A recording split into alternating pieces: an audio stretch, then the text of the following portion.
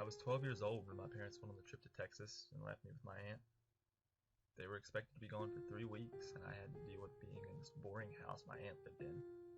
She had no video games, no DVDs, and no TV. What did they expect me to do for 3 weeks while they were living it up in Texas? I remember how long those weeks dragged out. Every day seemed to last years as I waited for 3 weeks to pass. Then on the third week, my aunt told me that my parents wouldn't be coming back for another 3 weeks. She seemed upset when she said this, and I figured it was just because she was stuck watching me for an extra 3 weeks. The next 3 weeks weren't as bad. I had met a friend down the street from my aunt's house and had a PS2 that we would play all day. I was starting to enjoy myself. At the end of the next 3 weeks, I was more than ready to see my parents. A month and a half without them was terrible, and I missed my home. My aunt walked outside as I headed out with my bags packed. I remember how upset I was when she told me that my parents had decided to go to New Mexico for 3 weeks now as well.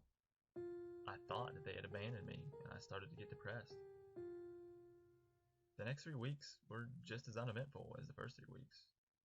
I had forgotten how my house looked, and I had nearly forgotten the faces of my parents. I was ready to go home. The night before my parents were supposed to be back, I was woken up to a tap on my shoulder. I looked up and saw my mom and dad standing over the bed smiling at me. I was so happy to see them, and I hopped out of my bed and hugged them both. "We can't stay for long, buddy. We have somewhere else we need to go," I remember my dad saying to me. We walked out to the car, and they drove me around for a while. We didn't talk much, but I was happy to be with them, even for a little while. When we finally arrived back at my aunt's house, I was reluctant to let them leave. I ran into my room and came back with this camera that my dad had bought me. Before they left, I asked them to take a picture with me so I wouldn't forget their faces. I sat the camera on the hood of the car and set the timer on it before hugging my parents and waiting for the flash. After that, my dad wrote something on the back of the picture and handed it to me before he and my mom got into the car and drove off. In the morning, I woke my aunt up, and I told her that my mom and dad had visited me last night. She looked at me with so much sadness in her face that it worried me. "You must have been dreaming," she said to me, fighting back tears. "Why?" I asked her. She hesitated a moment before she answered me. Tears were now rolling down her cheeks. "Your parents died in a car crash on the way to Texas." I laughed as she said this. There's no way it was a dream. Then I remembered the picture I had taken with my parents, and I ran into my room to get it.